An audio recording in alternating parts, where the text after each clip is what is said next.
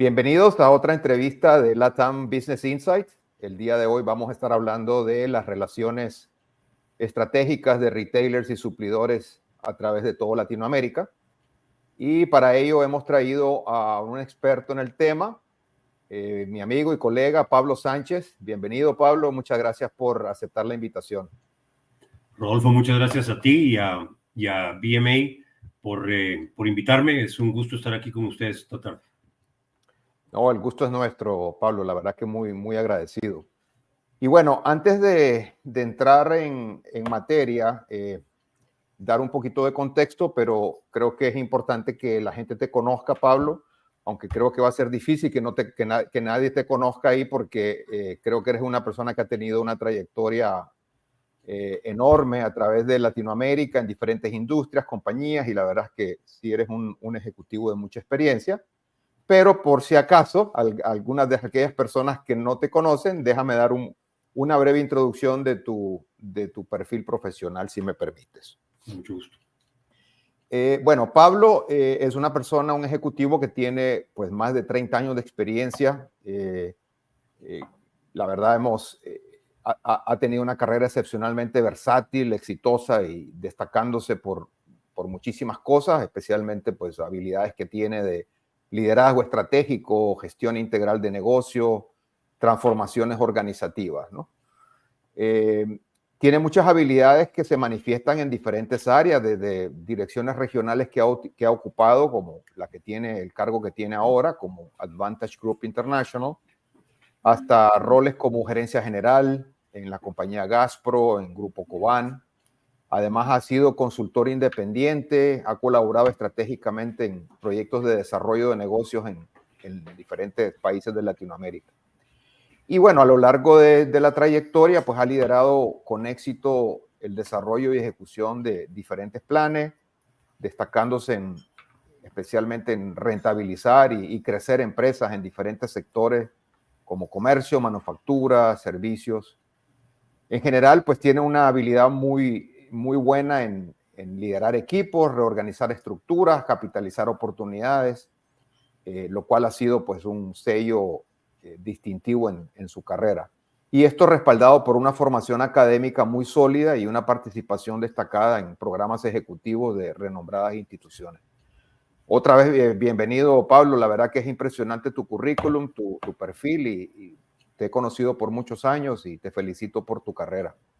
Muchas gracias, Rodolfo. Igualmente. Pues mira, entrando en materia, creo que va a ser una conversación muy interesante porque el tema tú y yo lo vivimos desde hace muchos años. Cuando iniciamos en este mundo de los negocios, pudimos ver unas relaciones de negocios entre retailers y suplidores bastante diferentes a las que estamos viendo hoy, ¿no? Tú eres el experto en el tema, pero yo recuerdo iniciar en Procter & Gamble y en donde las relaciones entre esas dos partes eran relaciones a veces muy tirantes, relaciones muy transaccionales, poco estratégicas, y eso claramente ha venido evolucionando de una manera importante, pues promocionado principalmente por el tema de la globalización, la conectividad, la tecnología, la automatización y otra serie de cosas, ¿no?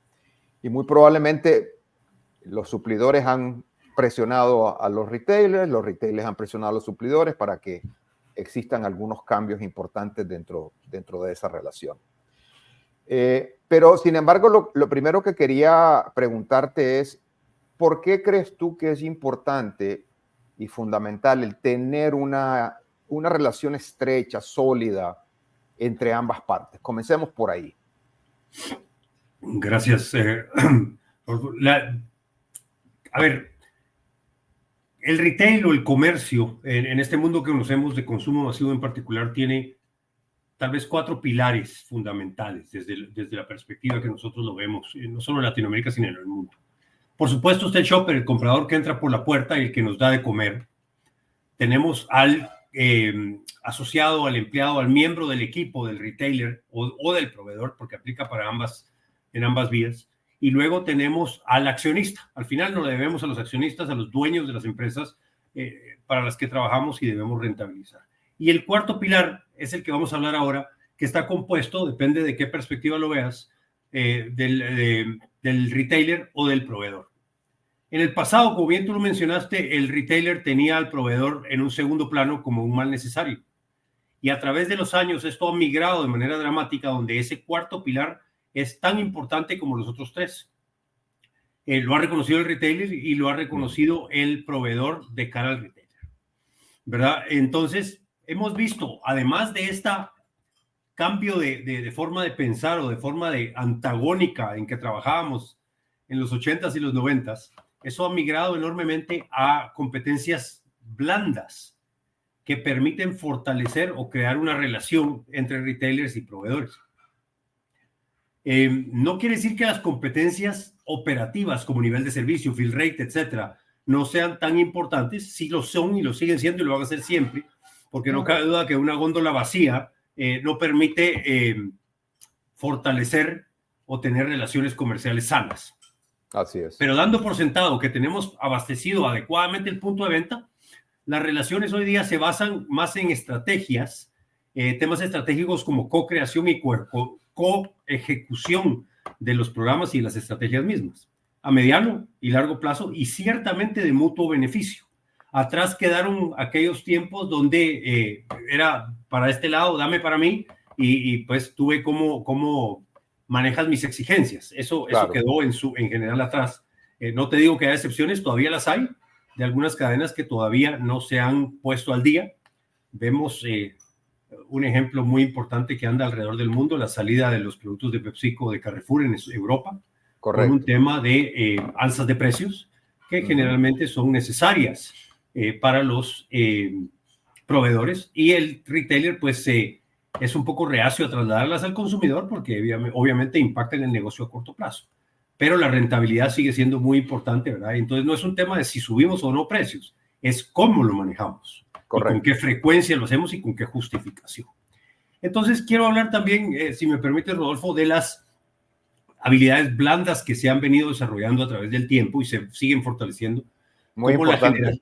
Como la generación de confianza, que es fundamental para esas relaciones entre ambas partes. ¿Qué quiere decir generación de confianza? Bajo la metodología que nosotros utilizamos es proveedores y retailers pueden participar y se sienten en la libertad de participar en conversaciones abiertas y transparentes y en algunos casos complicadas, como esto que hablábamos de las alzas de precios. Claro. ¿Verdad? Pero al final basadas en compromisos compartidos. Eso es un tema importante, la generación de confianza. Luego la comunicación, pilar fundamental, y hoy día con tantas herramientas que tenemos de comunicación y de mayor frecuencia, tanto interno como externo, se logra tener estos diálogos abiertos que hablábamos anteriormente en la generación de confianza, y sobre todo transparentes y además oportunos, ¿verdad? Y no lo dejamos al tiempo. Así claro. Nos reunimos dentro de 6 meses en mi próximo viaje a tu país. No, ya el teléfono lo permite, por supuesto, plataformas digitales como esta lo permiten también. Y lo otro que también es importante en la comunicación es que unos u otros recibamos el mismo mensaje, independientemente de quién estemos hablando dentro de las organizaciones. Porque, ¿qué pasa? Llega el vendedor o el key account o el gerente de ventas y te da una información y luego llega el de logística o de supply chain y te da otra. Entonces, eso crea conflictos en las relaciones porque realmente la contraparte no sabe qué esperar y qué realmente estamos trabajando, ¿verdad? Eso es un tema de algunas habilidades blandas. Hay unas no tan blandas como temas de planificación a corto y mediano plazo que también son fundamentales para la relación. ¿Por qué? Porque de lo contrario no sé para dónde voy y estoy trabajando al día a día y eso pues obviamente crea presiones innecesarias en las relaciones. Hablamos de temas como de forecasting o planificación de la demanda, que es importantísimo estarla proyectando cada vez más a corto y mediano plazo y revisarla constantemente para que podamos tener en conjunto niveles óptimos de existencia de productos en el punto de venta para satisfacer esa demanda que generamos juntos con el retailer, tanto proveedor como retailer, ¿verdad?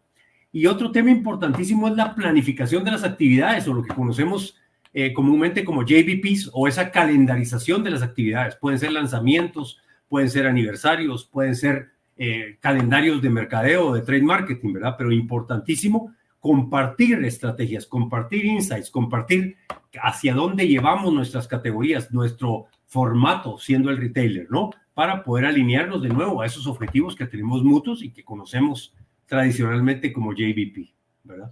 Claro. Ahora, esos temas que mencionas que son los que determinan y rigen las conversaciones y las relaciones que hoy tienen ambas partes, ¿cómo crees que han influenciado los perfiles de personas que ahora entonces, tanto de un lado como del otro, deberían establecer ese vínculo? Porque yo recuerdo antes cualquier persona que pues tuviera cierta experiencia en ventas, simplemente que tuviera ese contacto con algún cliente, se contrataba y podía ser, digamos, candidato a manejar cualquier cuenta de cualquier país. Hoy, basado en lo que me acabas de decir, todas esas habilidades blandas que acabas de mencionar y todos esos temas estratégicos, ¿cómo eso ha determinado el tipo de persona, el perfil de persona, el perfil profesional que deberíamos estar buscando entonces para manejarlo? A ver, si bien hablan de la empleabilidad en edades avanzadas de los ejecutivos como nosotros y sin ponernos en evidencia, eso nosotros traemos ese bagaje donde nosotros hemos vivido todas esas migraciones, Rodolfo. Entonces, claro, de esas relaciones antagónicas a estas relaciones estratégicas lo hemos vivido y hemos sabido adaptarnos a ella, y de hecho les hemos dado la bienvenida a esos cambios.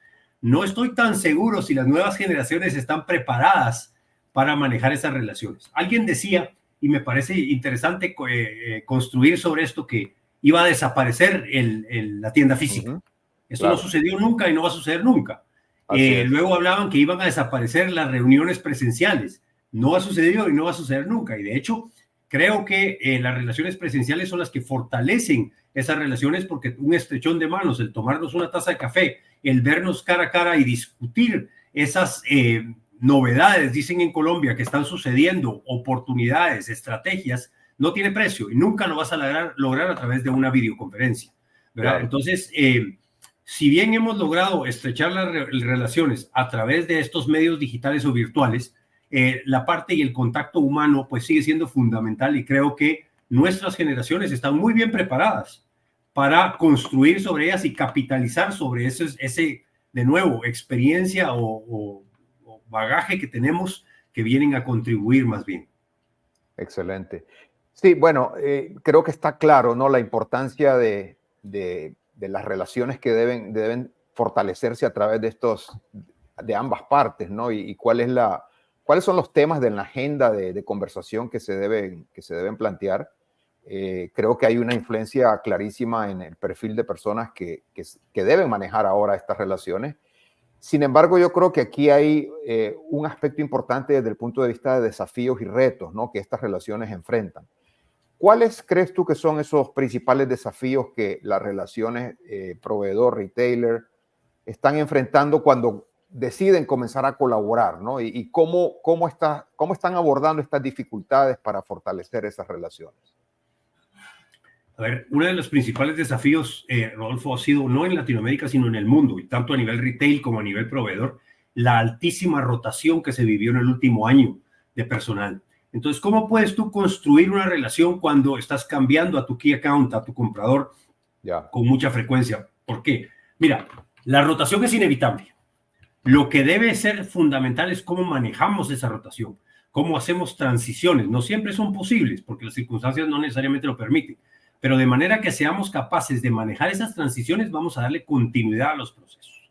Yo ejemplo, ¿no? Inicié una negociación con un comprador de un retailer importante y de repente me cambio de trabajo. Mi sustituto va a tener un problema o va a tener un reto enorme, porque va a llegar a comenzar prácticamente de cero las conversaciones, porque no está empapado, no recibió transición, no recibió la información que ya se había negociado. Lo mismo del otro lado.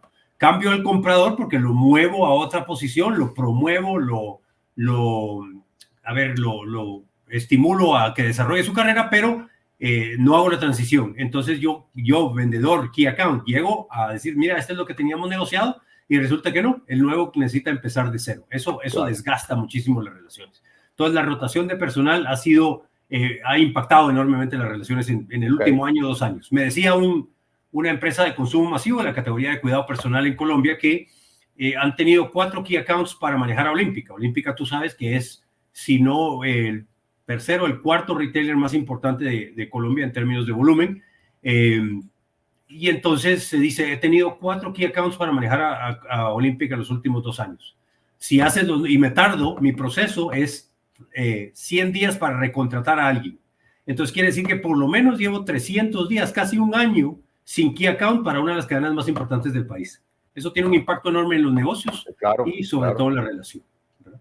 Ok, excelente. Quería preguntarte desde el punto de vista de tecnología e innovación. O sea, si vemos lo que se estructura, digamos, en una relación suplidor-retailer, al final del día, si lo vemos, queremos ver de una manera muy simplista, es básicamente una relación de una cadena de suministro, una cadena de abastecimiento de productos o servicios que van de un lugar a otro. Y dentro de esa relación y de esa cadena, pues los dos elementos que te acabo de mencionar, tecnología e innovación, han jugado un papel fundamental. ¿Cuál crees tú o cómo crees tú que se están aprovechando todas estas herramientas tecnológicas y temas de innovación para pues mejorar esa gestión de esa cadena de suministro que te estoy comentando, ¿no?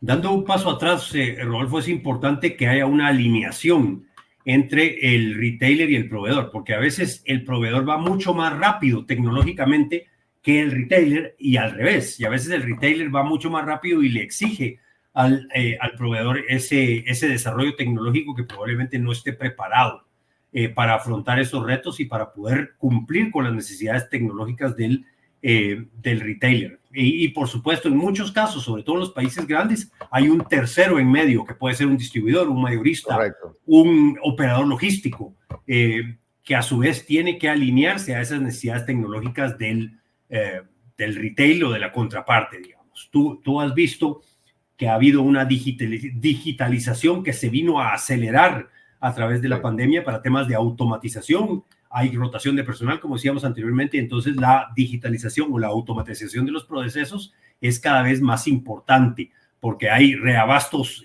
automáticos, digamos, donde no hay una persona o no hay un humano que interactúa, entonces esto exige que las compañías estén al día uno con el otro. Vimos un retailer en Puerto Rico, que tú lo conoces perfectamente, que hizo el cambio de tecnología de todos sus sistemas al mismo tiempo. Y eso creó unos retos enormes para ellos, claro, y para sus proveedores, dejando millones de dólares de venta sobre la mesa, porque no se podía entregar, porque siendo Puerto Rico hacían los pedidos a Estados Unidos y no al proveedor, suplidor local, y entonces pues eso creó una serie de problemas donde el retailer esperaba que el proveedor se alineara o inclusive administrara esos cambios. Hay que subir todos los SKUs a las plataformas, ponerse al día, ¿no?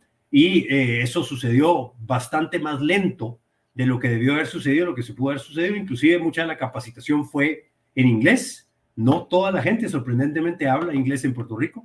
Entonces ahí hubo un desconecte, y tal vez es uno de los ejemplos más contundentes que tenemos en años recientes, donde puso en jaque, digamos, a ambas partes, ¿verdad? Eso es la parte de cadena de suministro, tal vez.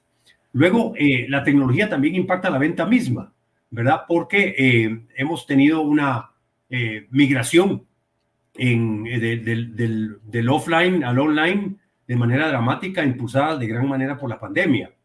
Obviamente esos niveles se vienen a estandarizar o a balancear ahora que la pandemia pues queda como una, ¿cómo se dice? Pesadilla del pasado. Tenemos un ejemplo de un retailer que llegó a vender el 90% de sus ventas durante la pandemia online, pero se estabilizan en un 30%, que sigue siendo enorme.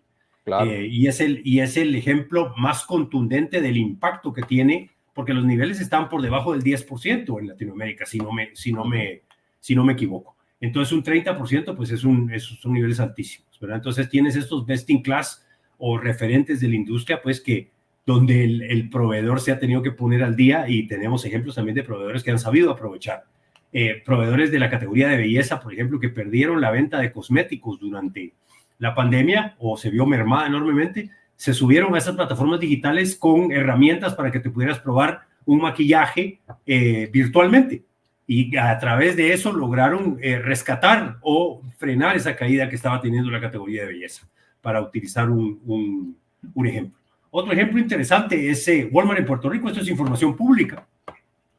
Walmart no hizo nada de venta en línea durante la pandemia. Entonces todos pensábamos que qué raro que Walmart esté desaprovechando ese boom o ese crecimiento que está teniendo el canal durante estos tiempos difíciles. Y resulta que no. Como buen Walmart, se estaban preparando para hacerlo de lo mejor posible, aprendiendo de sus competidores y teniendo los mejores sistemas para poder hacerlo. Y durante 2023 lanzan al mercado primero lo que llaman pick-up, donde tú haces tu orden y la pasas a recoger, y eso les permite generar un crecimiento interesante, sobre todo para contrarrestar la caída que habían tenido con la venta de las tiendas Amigo, de la marca Amigo. Y luego el siguiente paso es pasarse a delivery y tener entrega a domicilio, que es una plataforma, digamos, o un mecanismo relativamente subdesarrollado en Puerto Rico, con algunas excepciones, pero todo con distribución o envío propio, ¿verdad? Entonces no existen los famosos last milers como los conocemos en Latinoamérica, que están por todos lados, y nos topamos con las motos o motocicletas en la calle cada cuadra, porque están entregando ya sea comida rápida o productos comprados en el supermercado, ¿verdad? Y por último, Rodolfo, para contestar tu pregunta de la tecnología, es la comunicación digital cada vez es más relevante. Queremos investigar sobre un producto y lo buscamos en redes sociales, lo buscamos en Google, lo buscamos en TikTok, lo buscamos en Instagram, y tenemos inmediatamente la descripción del producto, dónde lo venden, cuánto cuesta, dónde está promocionado. En Colombia hay una plataforma donde tú puedes comparar precios y encontrar dónde el determinado producto que estás buscando está más barato, y la gente va a buscarlo ahí, y eso les genera ahorros importantes independientemente de la cercanía o de la movilización que tengan que hacerse a ese punto de venta, pero están buscando dónde está y lo publican y lo comercializan en su plataforma a los proveedores. Para subirte ahí tienes que pagar, pero le va a decir al consumidor dónde está más barato o en promoción en esos días, y eso tiene un impacto tecnológico en el bolsillo del consumidor, digamos. ¿Tú crees que hace 30 años había un desbalance clarísimo de desarrollo de tecnología y de grado de innovación entre ambas partes, ¿no? Suplidores y retailers? Por un lado, por lo menos mi apreciación es que hace 30 años el nivel de innovación o los procesos de innovación eran más dirigidos y más recursos invertidos desde el lado de los manufactureros que de los retailers, y desde el punto de vista tecnológico también había mucho desarrollo desde el punto de vista de los manufactureros. Ese desbalance se vino acortando, se vino manejando de una manera diferente, y al día de hoy, ¿cómo dirías que es? ¿Estamos al mismo nivel ambos jugadores o sigue habiendo ese desbalance? Hay de todo, Rodolfo. Sigue existiendo una brecha en algunos países y cadenas de retailers donde sigue el proveedor más avanzado tecnológicamente que el retailer.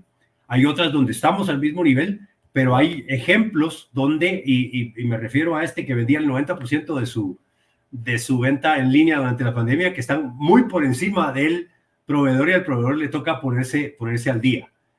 No es noticia para nadie, el Grupo Éxito en Colombia tiene un formato que le llaman Éxito Wow, donde la experiencia del consumidor a través de tecnología offline, online, y a través de experiencia online, pueden, no sé, tener temas como clases de cocina, clases de maquillaje, etcétera, que realmente atraen al consumidor y sobre todo lo hacen motivarse a quedarse más tiempo en el punto de venta, generando posibilidad de ventas adicionales.